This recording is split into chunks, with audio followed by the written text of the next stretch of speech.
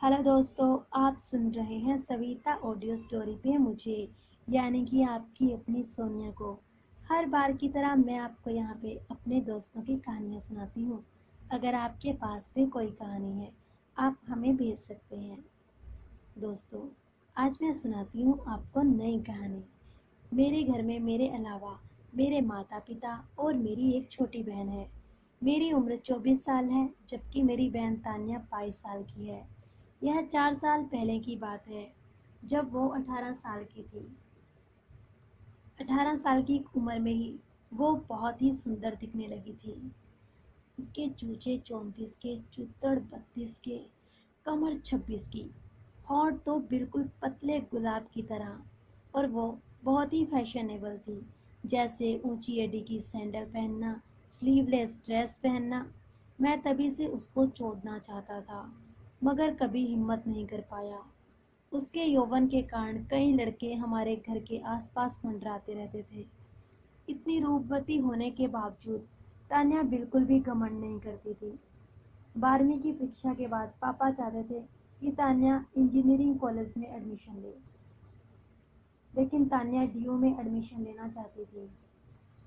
वैसे तो तान्या का कोई बॉयफ्रेंड नहीं था, मगर शायद वो सब करना चाहती थी जो इस उम्र की सारी लड़कियां करना चाहती हैं। मुझे इस बात का पूरा अंदाजा था। आखिर पापा को उसकी जिद के आगे झुकना पड़ा। चूंकि तान्या के डीयू के फार्म के बारे में कोई जानकारी नहीं थी, इसलिए पापा ने मुझे उसके साथ जाने के लिए कहा, जिसके कारण तान्या थोड़ी हिचकिचाई। अगले दिन मैंने सुबह सुबह कार निकाली और नॉर्थ कैंप्स की तरफ चल दिए।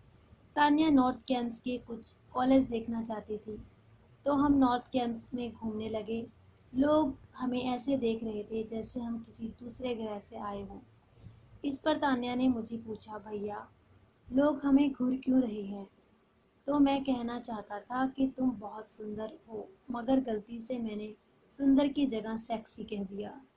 मेरे मुंह से सेक्सी शब्द सुनकर तान्या मुस्कुरा दी।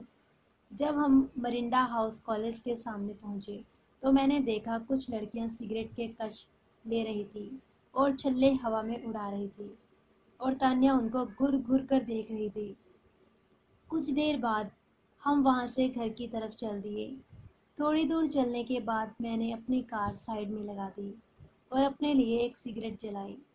तान्या जानती थी कि मैं सिगरेट पीता हूँ, मगर आज वो मुझे अजीब से तरीके से देख रही थी।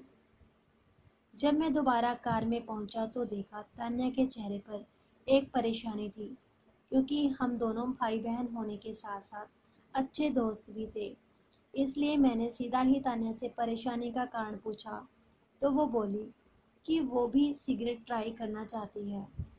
उसकी बात सुनकर मुझे कोई हैरानी नहीं हुई। मैंने सोचा यही मौका है इसे अपनी बात कहने का। मैंने कहा, मैं अगर तुम्हें इस बात की इजाज़त दे दूं, तो क्या तुम मेरी एक इच्छा पूरी करोगी? उसने कहा, क्या करना होगा? तो मैंने कहा, मैं तेरे साथ एक डांस करना चाहता हूँ।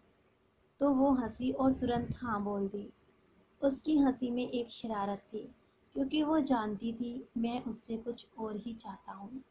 मैंने आगे एक सुनसान जगह पर कार रोकी और एक सिगरेट तान्या की तरफ बढ़ा दी। जैसे ही वो पहला कश लेने लगी, तो बहुत जोरों से खांसने लगी और सिगरेट सड़क पर फेंक दी। इसके बाद हम घर चल दिए। अगले दिन मम्मी पापा को किसी काम से बाहर जाना था।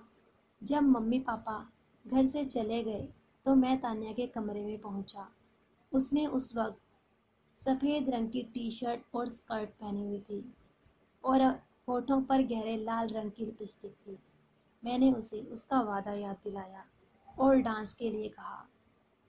उसने तुरंत हाँ कह दी। मैंने उसे अपने कमरे में चलने को कहा और अपने लैपटॉप पर आशिक बनाया आपने गाना लगा दिया। पहले तो तान्या शर्माई, मगर मेरी उत्सुकता देख हाँ कह दी। मैंने भी मौका ना गंवाते हुए उसे अपनी बॉडी के घोट लिया और डांस करने लगा। ऐसे जकड़ लिया था मैंने उसको कि बस जैसे आज ही उसके साथ सब कुछ कर दूंगा। कुछ पलों के बाद मैंने अपनी शर्ट उतार दी उसने कारण पूछा तो मैंने कहा हमें गाने में जो हो रहा है वो करना है ताकि हम महसूस कर सकें। इससे पहले वो कुछ और सोचती मैं उसे फिर से अपनी बाहों में पकड़े और उसके होठों पर एक पप्पी कर दी और इमरान हाशमी की तरह उसकी टी शर्ट और स्कर्ट उतार फेंकी। मैंने उसकी ऊंची एड़ी वाला सैंडल नहीं उतारा।